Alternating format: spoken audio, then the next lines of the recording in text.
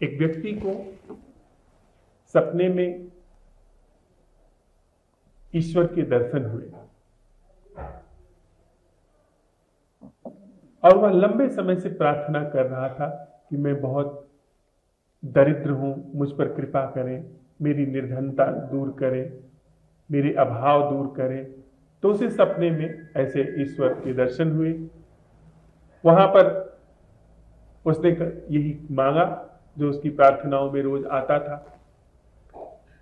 तो ईश्वर ने कहा कि कल एक साधु आएगा जो तुम्हें 2 अनमोल रत्न देगा, उससे तुम्हें 2 अनमोल रत्न मिलेंगे, उससे तुम्हारी दीनता दरिद्रता दूर हो जाएगी।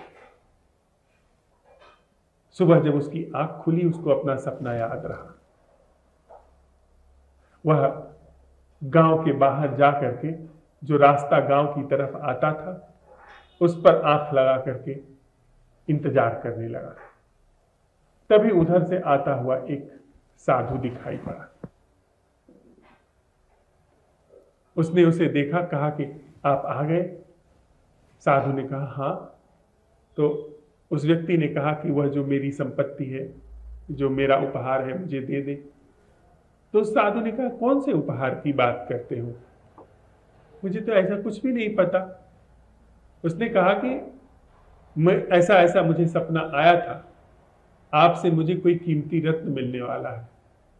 उसने कहा भाई और तो मुझे कुछ नहीं पता, कल मैं जंगल से होकर के आता था तो नदी के किनारे मुझे ये पत्थर मिला था, तुम इसे देख लो। उसने अपने झोले में से पत्थर निकाला, वह दुनिया का सबसे बड़ा हीरा था। वह सबसे आकार में भी बड़ा था और अनमोल रत्नों में से वह एक था। उसने कहा यह देख लो, तुम्हें हो सकता है तुम इसी की बात कर रहे हो, सपने में ईश्वर ने तुम्हें इसी चीज के लिए दर्शन दिया हो, यही कहा हो। उसने कहा हाँ यह बिल्कुल वही है। वह दूसरे रत्न की बात भूल ही गया। वह लिया उसको और लेकर के भागा। जाकर के उसने जौहरी को दिखाया, जौहरी से भी पुष्टि हो गई कि वह अनमोल रत्न है। वह अपने घर गया, खूब उसने उत्सव मनाया, घर में खूब अच्छे पकवान बने, खूब रास रंग हुआ। रात में जब वह सोया तो सोते समय उसे ख्याल आया, अरे एक ही तो रत्न है, दूसरा रत्न उसका तो कुछ पता नहीं चला, उसको भी लेकर के आऊं। वह भागा, गांव के बाहर गया तो उसने देखा कि गांव के बाहर एक जगह अलाव जला करके फकीर अपना किसी तरह से रात गुजार रहा है। उसने उसे देखा और जाके झकझोरा उसे, कहा कि वह दूसरा रत्न कहाँ है। तो उसने कहा भाई कौन सा दूसरा रत्न, मुझे तो इसकी कोई खबर नहीं, इसका तो कुछ पता नहीं, यह भी एक चीज मिली थी मुझे, तुमने पूछा तो मैंने दे दी। तो उसने कहा नहीं, मुझे ईश्वर ने जो दर्शन दिया था उसमें कहा था कि 2 रत्न मिलेंगे, तुम मेरे साथ दगाबाजी कर रहे हो, धोखेबाजी कर रहे हो। उसने कहा देखो भाई तुम मेरा झोला टटोल लो, जो तलाशी लेनी हो ले लो, मेरे पास और कुछ नहीं। उसकी बात में ऐसा बल था कि उसे मानना पड़ा। उसने सोचा कि हो सकता है कि यह दूसरे रत्न वाली उसने बात ऐसे ही गलत सुन ली हो, एक ही रत्न की बात हो। फकीर पे संदेह करने का कोई कारण नहीं था। वह लौट आया, पर उसके मन में वह बात अखरती रही कि वो दूसरा रत्न आखिर क्या था। भोर जब उसकी आंख खुली, थोड़ा सा अभी नींद जाने वाली थी, जागृति आने वाली थी, उसी समय उसको एक विचार पहुंचा कि जिस फकीर ने, जिसको ऐसी किसी चीज का पता नहीं था और उसने इतना अनमोल रत्न ला करके मुझे बिना किसी हिचक के दे दिया, जबकि चीज उसे मिली हुई थी और मैं तो सपने की बात कर रहा था।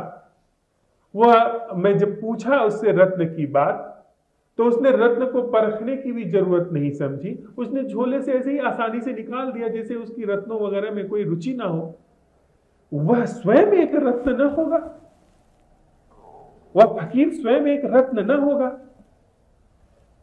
भागा वह, देखा तो फकीर अपना झोला लेकर के चल पड़ा है, गया उसके पैरों में गिरा, कहा कि अब मुझे समझ में आया, वह दूसरा रत्न तो आप है और ये दोनों ही अनमोल रत्न थे।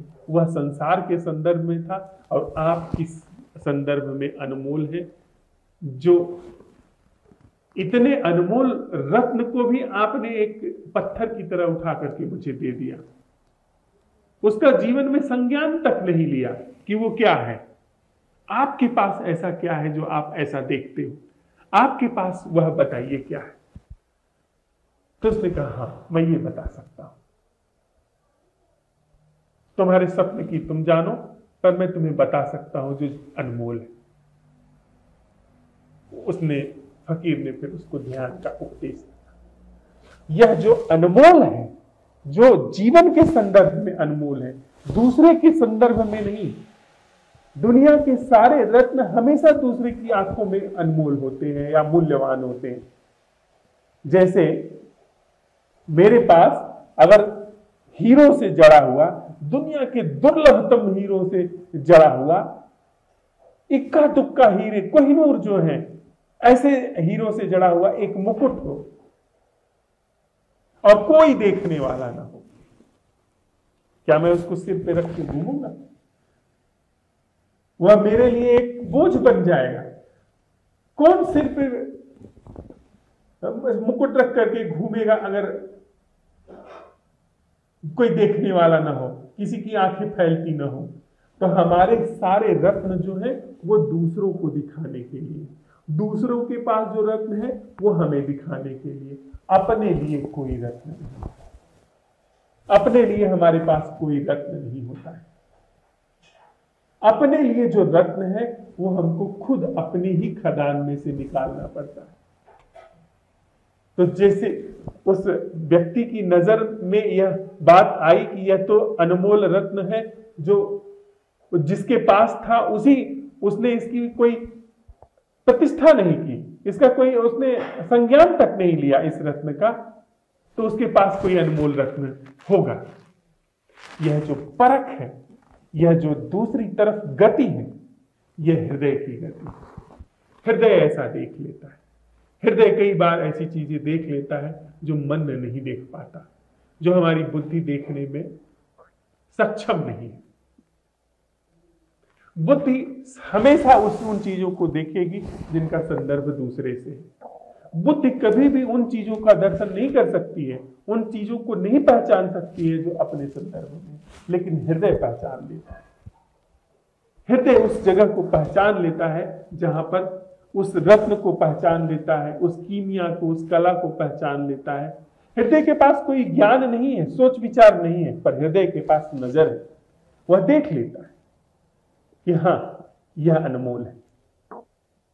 वह जो अनमोल की पहचान है, वह अनमोल की पहचान करना और उस अनमोल को पहचान करके जीवन में अवसर देना, उस अनमोल रत्न को प्रकाशित होने में, उसकी महिमा को भुनाने देने में। बाकी रत्नों की महिमा बाहर भुनाई जाती है, उनका सम्मान बाहर होता है, उनकी चमक बाहर होती है, पर यह जो अंतस के रत्न है, इनको पहचान करके, अंतस के जो अनमोल रत्न है, इनको पहचान करके भीतर इनको चमकने का, इनको स्थापित होने का अवसर देना है, यह खुमारी है। यह ठीक वह अवस्था है जहां पर समर्पण और जहां पर ध्यान एक साथ मिल जाते हैं।